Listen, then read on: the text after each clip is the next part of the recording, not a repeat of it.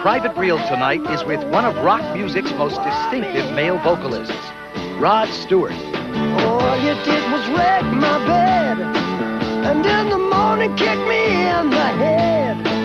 Oh, Maggie, I couldn't have tried anymore.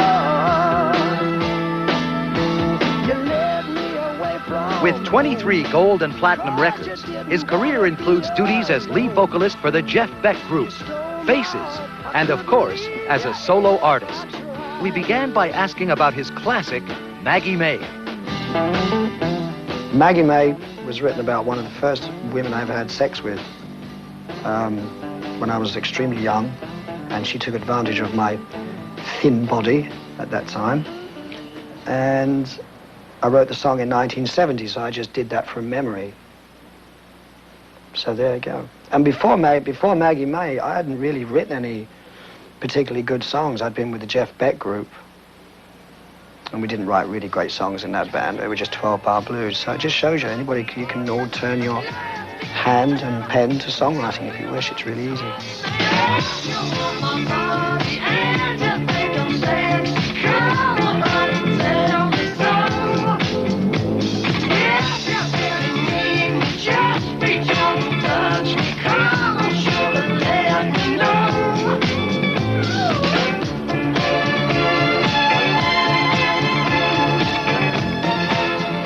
The decision I made to be a soccer player or a musician was easy because I tried playing soccer when I left school for about 2 months. And I did everything but kick a ball, you know. They'd make you train and mark out the pitch, clean the first team's boots and things like that. And also they made you get up early in the morning too. And I thought, this is not for me at all. So I started to fall in with what my mother and father called the wrong crowd in those days, and which turned out to be the right crowd, which were musicians, you know. And I didn't have to get up so early in the morning.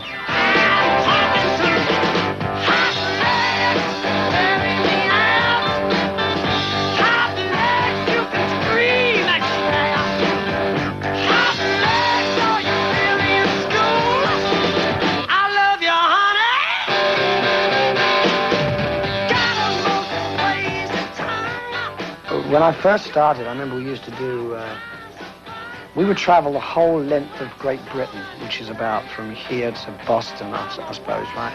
We would travel the whole length of Great Britain to do one concert for about $70 in a little tiny van, no bigger than a double bed, you know, and all nearly die from exhaust fumes because we'd all sleep in the back with our equipment. And not only that, when you got to the concert, not like nowadays where you have a road crew to take all the gear out, you just have to take all the gear out yourself. You know, amps, guitars, piano and everything. You have to carry it out yourself. Which can be very humiliating if you arrive at a concert and the audience, if you're late, and the audience are lining up, you know, to see you, and you've got to carry all the equipment in yourself, you know. Very humiliating. I'm sure lots of bands still do that. Well, I give my heart again, I know it's gonna last forever. No one will tell me where or when. I know it's gonna last forever. I won't be that dumb again. I know it's gonna last forever. When I fall in love again, I know it's gonna last forever. I thought I had a bloody horrible voice. I didn't think my voice was distinctive at all. I thought it was, it really didn't know what it wanted to be. It desperately wanted to be black. I mean, I was going through an Al Jolson period where I even nearly blacked up once, you know, because I loved Al Jolson. When I first listened to Muddy Waters, probably, and even more so Otis Redding and Sam Cooke, that's when I tried to develop their style, their phrasing. And that's why even now we do Sitting on the Dock of the Bay in the show. It's like taking my hat off to Otis Redding, who I think is one of the greatest. The first cut is the deepest, baby, I know. The first cut is the deepest. When it comes to being lucky, she's cursed. When it comes to loving me, she's cursed.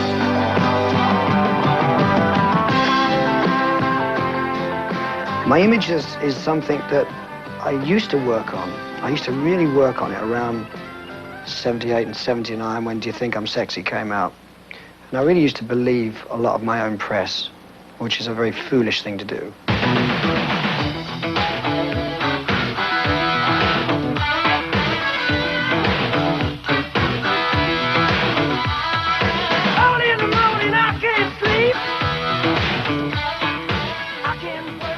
I went along with the publicity machine I had working for me at the time. Yeah, I got sucked into it.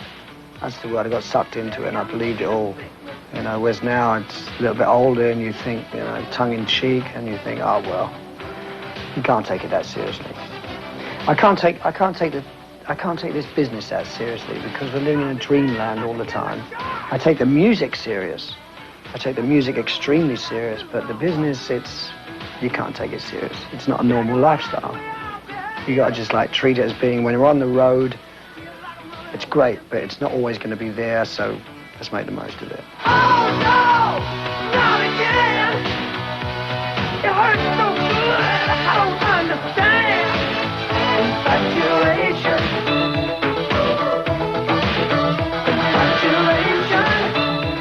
I look at myself in the mirror and I get up in the morning, I've got a great big nose and, you know, and I don't understand it. I must have something, I suppose. I'm not quite sure what that something is. My image in the last 2 or 3 years, I think, has had nothing to do with me whatsoever. I think that's a whole press thing that's been built up around me and supposing to be the stud and Jack the Lad, and some of it's true, some of it's not. Oh no, not again. It hurts so good, I don't understand. Infatuation.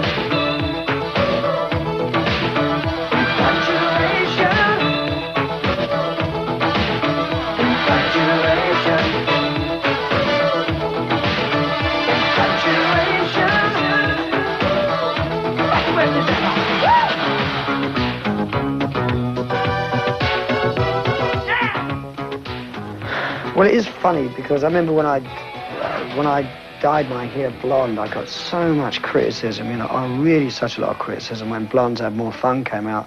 And then soon, like, you know, 2 years later, the police all come along with their hair all bright blonde, you know. I suppose it's one of the things you have to accept, you know. You just have to accept that sort of thing. It makes me chuckle, though, that's for sure. You can keep your talk and you're ready. You can keep your fruit. I wanna go back to my country. Get that blown that 52 going and ain't on. The thought process when you make a record is as simple as this. You go in, as Brian Epstein once said, there's nothing beats a good song. And that's why I always try and remember to go in the studio and make the best album you can. You can't go in thinking, oh God, the critics didn't like the last one. I mean, if critics had their way, I would still be making records the same way as I did in 1971, when they think my best albums was Every Picture Tells a Story, A Gasoline Alley, and Never a Dull Moment. If I'd have continued to have made those records, they would criticize me for not have changed, you know. And I've changed a great deal over the years. I've done so many different styles of music. Beginning back to what you said, I just go in there, want to go in there, have a few drinks, make some records. Something I love doing is making records and singing, and just enjoy it. I can't worry about what critics say. Young hearts beat free tonight. Time is on your side. Don't let them put you down. Don't let them push you around. Don't let them ever change your point of view. Few things you've got to have. You've got to believe in yourself. That's the most important thing. There's got to be commitment. That's really, really important. You know, when your mum and dad say, like my mum and dad say, so when are you going to get yourself a regular job? You know, this will never last, this rock and roll. And I say, yes, it will. This is what I want to do. I belong to this business. You've got to stay through all that and just wear blinkers and stay with it, be committed. And you've got to believe in your own talent. And you've got to have talent, too. But then, when you start out, you don't know whether you've got talent or not. It takes someone to come along and sign you up, and an audience to tell you that you've got talent. But commitment, I would say. Be committed to it and give it everything. It can't be an excuse not to do any other job. This has got to be your job. This is what you want to do. This is your art. Don't just pick up a guitar because you don't want to pump gas, right? You've got to love it with passion. Passion, that's it.